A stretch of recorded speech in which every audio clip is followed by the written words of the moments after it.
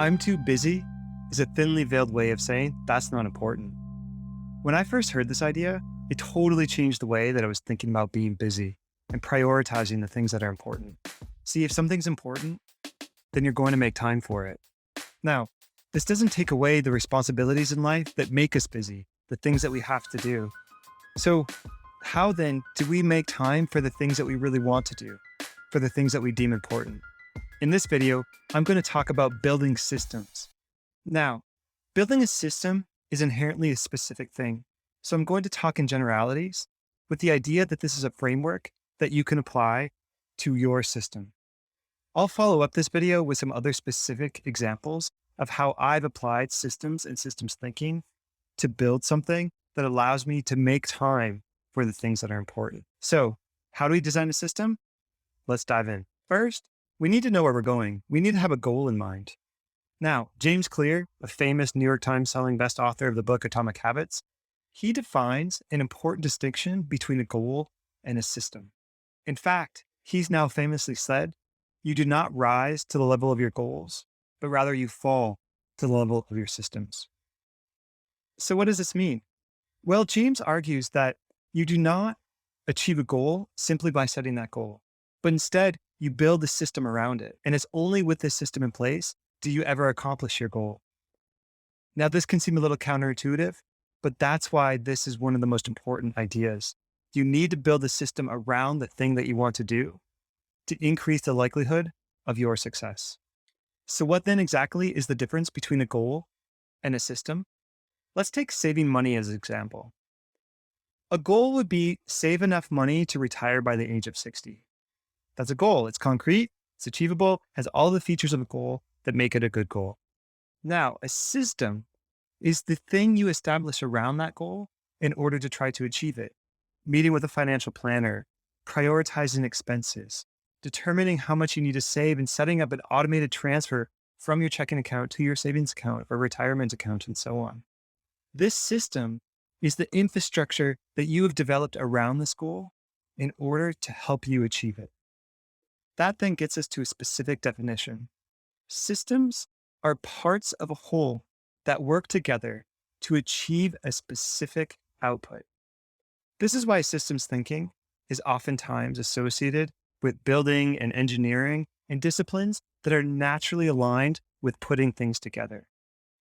And so one of the big ideas here is that building a system around things that you do in your daily life can either give you more time to do the things that you want to do or save time on the things that you have to do. All right, systems building 101. Let's break this down. Step 1, identify the specific goal. And specificity is key here. If you just have a goal, I want to save money, this isn't going to be specific enough for you to create the system around it. Because the definition of a system is a specific set of activities for a specific output. That means that one system cannot be ported over and applied to another system.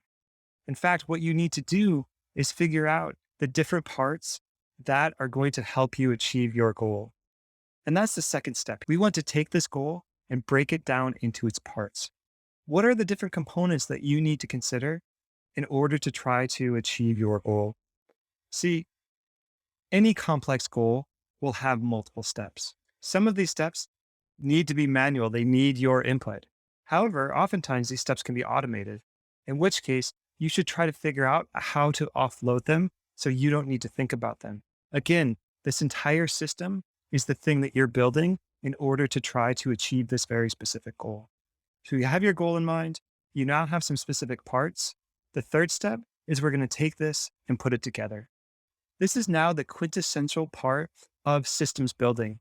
This is what engineers do so well, taking different components and figuring out how they can work together to achieve that output. And the last step, step number 4, is going to be to iterate on this system. No engineer is going to build something on the first try, just like your system is not going to be perfectly tuned on the first try.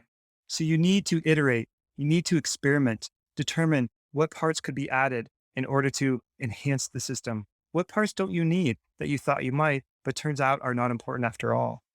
This is where input from colleagues and friends can come in Look at their systems. It's not about porting their system over to your task, but rather determining the elements that they've included in their system, which could help you in yours. This iteration is really an optimization process to make your system work for you.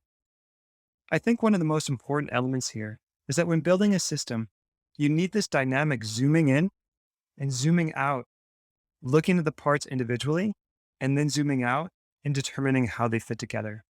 The ability to move in between these two states ensures that you are working towards your plan, your goal, with the proper steps.